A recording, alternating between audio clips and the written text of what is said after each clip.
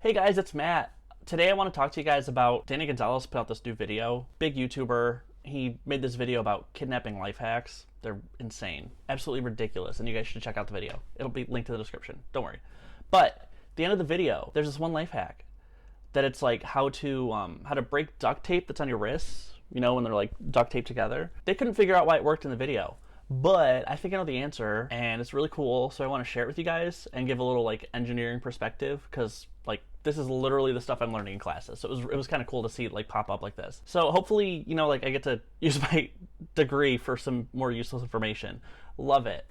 So it'll be fun. So the trick to breaking duct tape like this is actually pretty easy. So you spread your elbows about as much as you can when your wrists are like this. Spread your elbows, and then you jam your arms back towards your body. So basically, you're making like a wedge. You like jam them back, and then it'll break. It's crazy. You kind of have to do it to believe it. Yeah. So then you're free to like go get revenge on your captors or like whatever. You can just run away. That's cool too.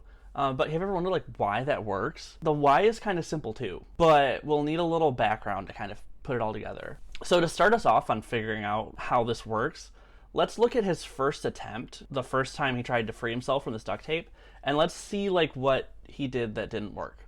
He begins with his wrists way above his head, arms pointing out about as far as they go, and then he brings them down between his legs in pretty much a big arc. So if you watch the video closely, you can see his arms tense up as he tries to pull his wrists apart, and this is pretty much the worst way to try to break duct tape, honestly. Like, that's not going to work. Maybe you've heard that duct tape is pretty strong, and like, yeah, that's true, but strength, like the word strength means something different to engineers, so it actually means something specific. So like, there's not just one kind of strength. Duct tape is very strong against tension. So tension is like, you know, pulling on a rope. You got one end over here and one end over here, and they're pulling against each other and keeping it taut.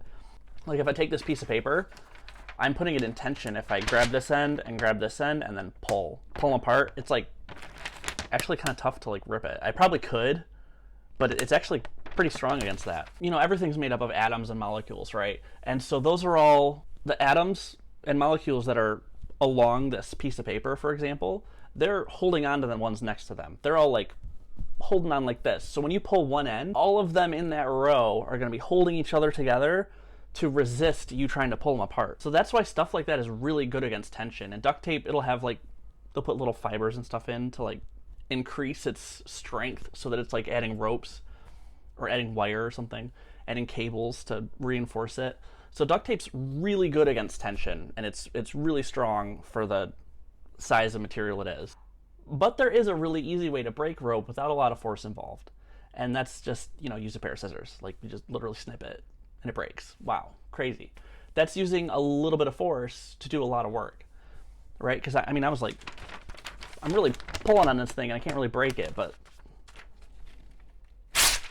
you know, it's like, wow, it's not really that strong. So when you're using scissors, you're actually going for a different kind of strength. You're going for shear strength. So shearing is, instead of pulling, you know, like along all the atoms, like locking their arms and helping each other hold in, you're going like right between my fingers here, and you're like, I'm gonna pull the fingers apart right here, and just, whoa, that's so much easier, right? Because there's not 500 atoms, well, like millions of atoms that you're working against, all pulling each other to resist that. You're just like, oh, let me pick your fingers off one by one, and then it gets way easier. Yeah, when I ripped this piece of paper, when I went like this, I'm gonna use the same one. When you do this, I'm gonna get my fingers like really close to each other, and I'm gonna try to get these atoms apart. Ooh, watch this. Whoa, that's so easy. I mean, still, this little bit of paper, pretty strong against tension.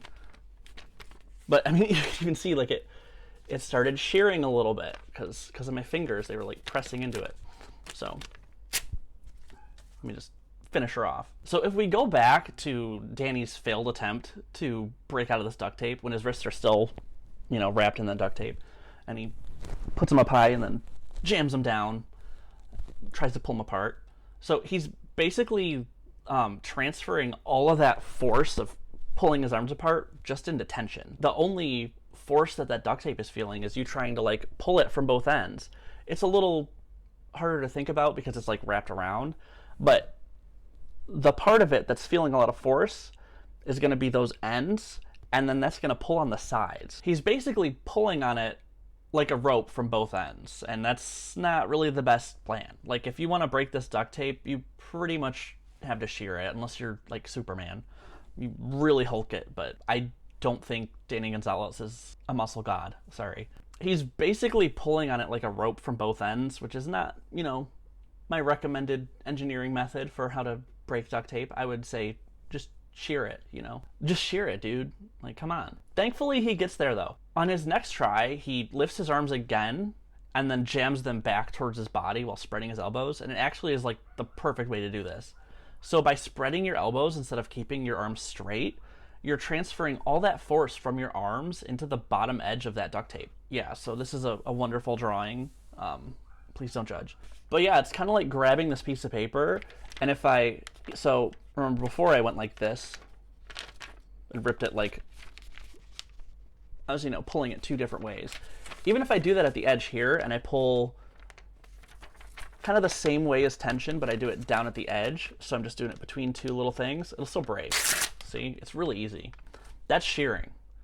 So as long as you're like separating two close ones, like at an edge, you're shearing it. Oh, fun fact, by the way, people rip apart phone books like this too. So if you watch them carefully, they'll actually bend the pages, and they'll get it so they can get leverage and then shear them apart. So they're not pulling the pages like end to end. They're actually pulling them apart right where they're connecting, and they make a whole, like, they line them all up and then just rip them down the edge. So it looks impressive because it's like a bunch of pages at once. It really doesn't take very much force to shear them like that. So you can even try it, even if it's like hundreds of pages. No, I didn't practice how to do it, so I'm not gonna do it, but like, I'll link a video. Cool. Oh, and even funner fact. So if you really want to restrict someone so they can't break out like this, just wrap a second piece of duct tape around their elbows. Right, so you got duct tape around the wrists, duct tape around the elbows. They can no longer separate them like this, so they can get that wedge and start that shearing.